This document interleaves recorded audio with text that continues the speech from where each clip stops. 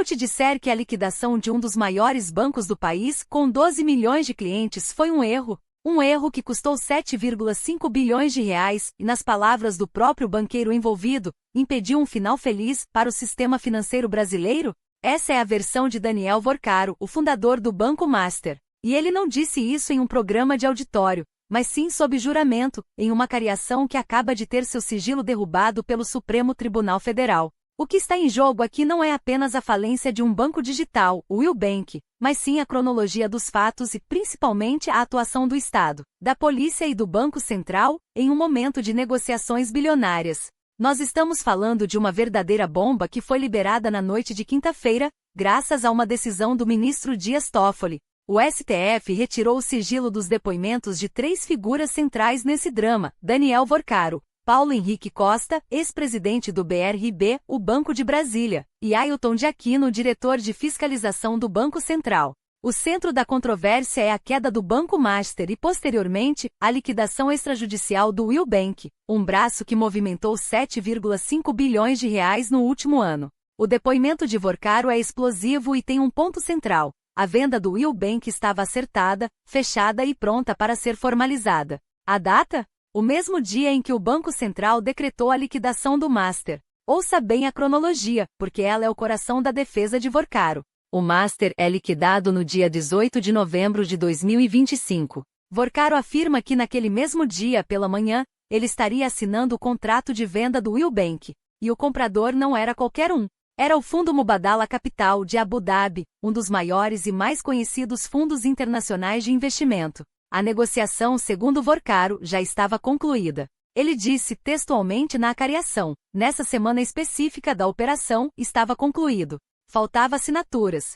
A primeira assinatura aconteceu na segunda-feira, que foi a da Fictor. No dia seguinte, iria acontecer a venda do Will Bank para o Fundo Mubadala. A gente estava com o contrato pronto. Seria assinado no dia 18 pela manhã. O banqueiro apresenta um cenário em que nos dias seguintes, outras vendas estratégicas seriam finalizadas, a venda do banco de investimento e a entrada de outros investidores estrangeiros. Ou seja, a tese é de que ele estava em meio a um processo de reestruturação bilionária, com grandes players internacionais entrando no jogo, que culminaria em um desfecho de final feliz para todo o sistema financeiro, resolvendo os problemas de liquidez e solvência do Grupo Master. Mas esse final feliz, ele garante, foi interrompido. A interrupção tem nome e sobrenome: Operação Compliance Zero. De acordo com Vorcaro, a deflagração da operação policial, que mirou o Banco Master, inviabilizou a formalização dos contratos. A atuação da polícia e do Banco Central teria impedido o negócio.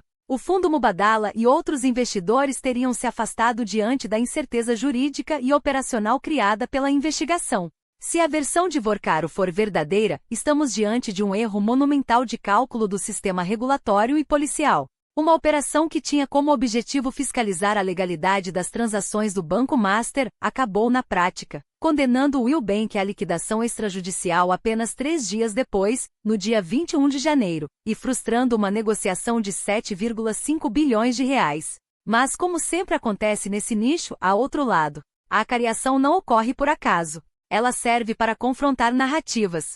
E Vorcaro foi confrontado pelo ex-presidente do BRB, Paulo Henrique Costa, e por um diretor do próprio Banco Central, que possuem suas próprias visões sobre a situação financeira do Master e a necessidade da intervenção. E é aqui que o caso ganha complexidade política. A quebra de sigilo pelo STF permite que o público e principalmente o mercado financeiro avaliem se a liquidação do Master foi uma medida necessária e inevitável diante de fraudes iminentes, ou se, de fato, o Banco Central agiu de forma prematura, baseando-se em operações policiais que, no limite, causaram um prejuízo sistêmico, ao invés de evitá-lo. O depoimento de Vorcaro também abordou a outra acusação grave, a respeito dos créditos emitidos pela empresa Tirreno, que seriam falsos.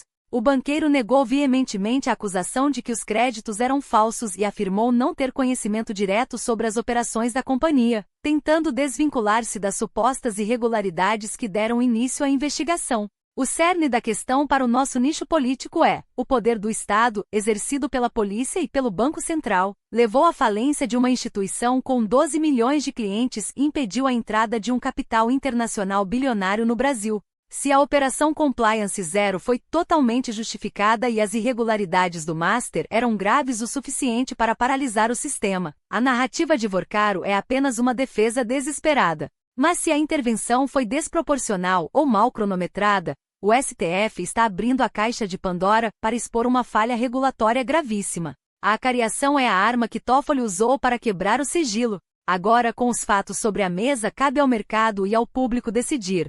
O final feliz do Will Bank foi impedido pela polícia. Ou Daniel Vorkaro está contando uma história de redenção para encobrir um buraco financeiro que já era inevitável? Deixe sua opinião nos comentários. A história do Banco Master e do Will Bank é um lembrete cruel de como a política, a polícia e o mercado financeiro se misturam, definindo o destino de bilhões de reais. Não se esqueça de se inscrever para acompanhar todas as análises sobre os casos que saem do sigilo no STF.